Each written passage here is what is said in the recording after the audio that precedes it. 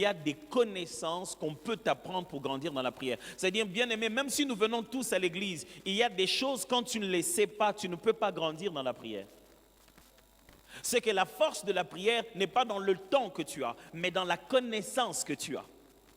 J'aimerais répéter. La force de la prière n'est pas dans les genoux, mais dans la Bible. Oh, that's going to be crazy now.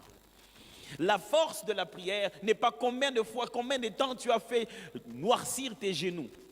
Mais quelles sont les clés que tu détiens entre tes mains pour accéder à chaque porte spirituelle?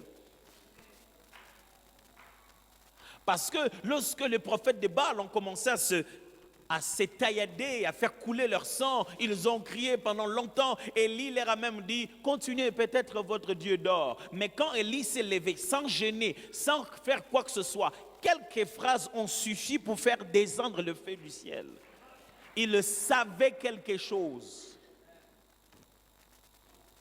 Il savait quelque chose. Je parle de la chose que connaissait Daniel. Quand il a appris que le roi veut tuer tout le monde, il vient voir le roi et dit, roi, donne-moi 3 jours.